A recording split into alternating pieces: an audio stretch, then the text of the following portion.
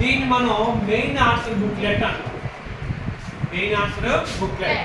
దీనిలో మనకి ఏముంటాయి? Full signature of the insulator, serial number అని ఉంటుంది. సీరియల్ నెంబర్ మీకు ఆల్రెడీ వేసే ఇస్తారు ఎగ్జామినేషన్ సెంటర్.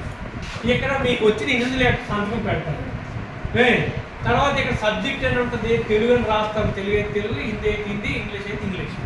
ఇక్కడ పేపర్ 1 and 2 రెండు కలిపే ఒక ఎగ్జామ్ మనకి జరుగుతుంది. ఇవి ఇన్స్ట్రక్షన్స్ ఇక్కడ ఇస్తారు, మీరు చదివితే చదవండి. ఇన్స్ట్రక్షన్స్ ఇస్తారు. దీన్ని మెయిన్ ఆన్సర్ షీట్ లెక్క అంటాం. దీన్ని ఏమంటాం? ఓఎంఆర్ షీట్ అంటాం. ఓఎంఆర్ షీట్లో ఏముంటాయి?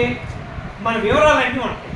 పేరు, అలాగే roll number, hall ticket number, అలాగే పేపర్ కోడ్ ఉంటుంది, పేపర్ నేమ్ ఉంటుంది, అలాగే అక్కడ సెంటర్ కోడ్ ఉంటుంది.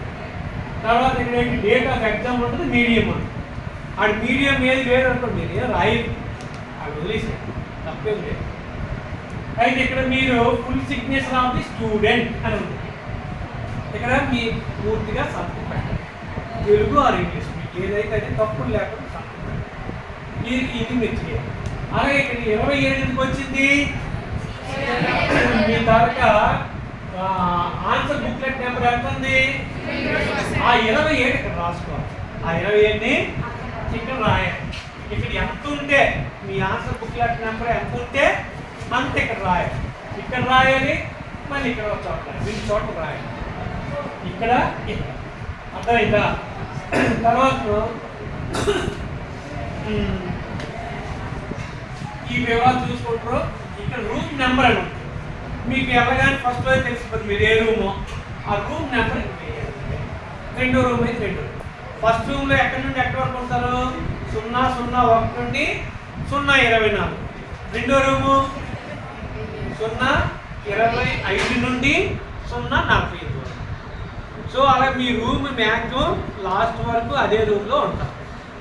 ఒకరోజు ఏ రూమ్ పడతారో 8 పరీక్షలకి 7 పరీక్షలకి అదే రూమ్లో మీరు ఉంటారు. అది ఒకటి గుర్తుపెట్టుకోండి.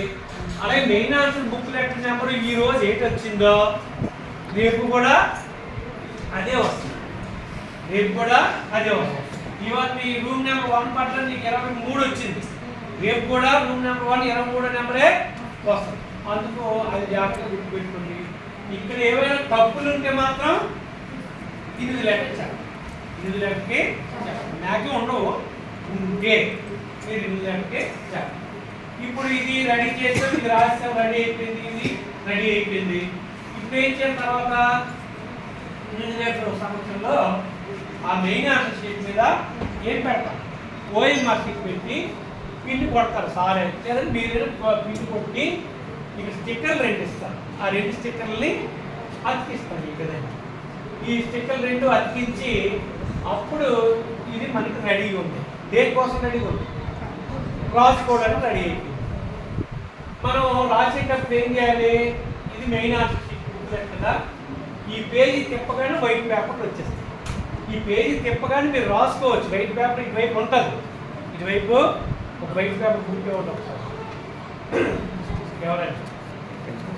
ఇది రెండో వైపు వైట్ పేపర్ మనకి ఉంటుంది, అక్కడ నుండి రాసుకోవచ్చు. ఇన్ కేసు మనం వదిలేసినాం అనుకోండి, వదిలేసిన ప్రాబ్లం లేదు. అందుకు మీరు కంపల్సరీగా ఇప్పుడు మెయిన్ ఆన్సర్ బుక్లెట్ ఇది ఉంది. ఇది మెయిన్ ఆన్సర్ బుక్లెట్ ఇదే అనుకోండి, ఫస్ట్ పేజ్. దీని మీద ఇవన్నీ వివరాలు రాస్తాం. ఇంగ్లీష్ ఆన్సర్ పెడతారండి. ఇది చెప్పగానే మనకి మళ్ళీ వైట్ పేపర్ ఇక్కడ ఉంటుంది, ఇక్కడ నుండి రాసుకోవచ్చు, ప్రాబ్లం ఏం లేదు. నీట్గా ఇక్కడ నుండి రాసుకోవచ్చు, ఇక్కడ రాసుకోవచ్చు. రాసేటప్పుడు ఇటు మార్జిన్, ఇటు చిన్న మార్జిన్ పట్టాలి, ఎందుకంటే లోపలికి వెళ్ళిపోకూడదు. ఈ పేపర్ చిరిగిపోయే అవకాశం ఉంటుంది కాబట్టి రఫ్ అయ్యే అవకాశం ఉంటుంది. చిన్న మార్జిన్ ఇటువైపు కొడుతుంది, కొద్ది పెద్ద మార్జిన్ కొడుతుంది. కంపల్సరీగా రాసేటప్పుడు క్వశ్చన్ నెంబర్ వేయాలి. నేను 15వ క్వశ్చన్ రాస్తున్నాను, 15వ నెంబర్ వేసి ఆన్సర్ రాయాలి. లేకపోతే 32లో ఏ రాస్తున్నాను, 32 ఏ రాసుకొస్తున్న ఆన్సర్ రాయాలి. క్వశ్చన్ నెంబర్ కంపల్సరీగా వేయాలి. వేయకపోతే ఒక్కోసారి